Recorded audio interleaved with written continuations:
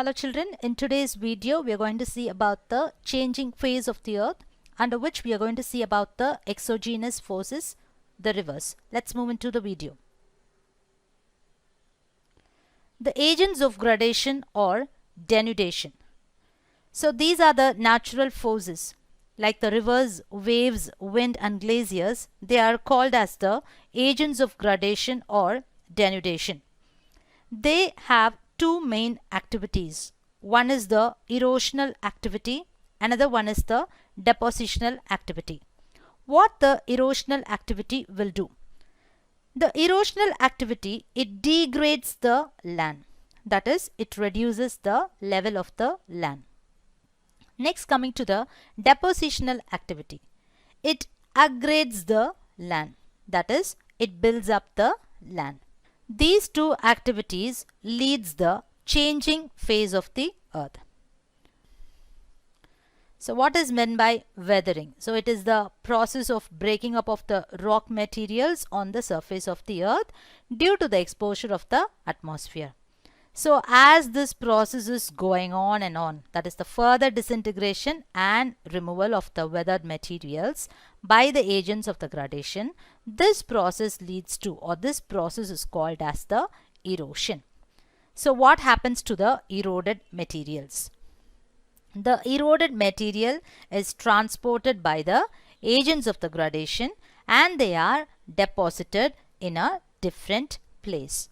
Okay, so this three activities, that is the erosion, transportation and deposition, they are the responsible factors which creates different types of landforms. Moving into the rivers. So it functions as an agent of gradation in three ways. Yes, as we saw just now, eroding and then transporting and depositing. It erodes the rocks and then it transports the eroded materials and it deposits the eroded materials. The stages in a river's life. So most of the rivers, it starts its course from the mountains. So that is termed as the source of a river. So from there, the river flows through the plains, that is termed as the course, and it reaches the sea, and that part is called as the mouth. So the course of a river, it is from the source of the river, that is the mountain, to the mouth, that is the sea, where it is entering into the sea. Okay, so this is divided into three parts, that is the upper course, middle course and the lower course. We saw the term stages in a river's life. So this is a life. So it starts from the youth. The upper course is termed as the youth life, and then the middle course is termed as the maturity, and the lower course is termed as the old age. So now we will see each and every course in detail. The upper course. So here the river usually starts as a stream and it flows down very fast. And the main activity of this river, this part of the river, is the erosion. And this, due to the erosion, it forms the narrow gorges or the V-shaped valleys. It is given here, V-shaped valleys. Next one is the middle course. The river is usually joined by tributaries and it becomes larger. Here the two main activities, the erosional and the depositional, are balanced. The river mainly transports large amount of the eroded materials to the other places.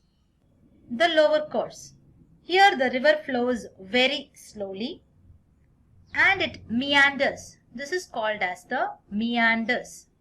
Okay, meanders means nothing but the loops. It takes big loops almost over the flat plains as it is nearing the sea.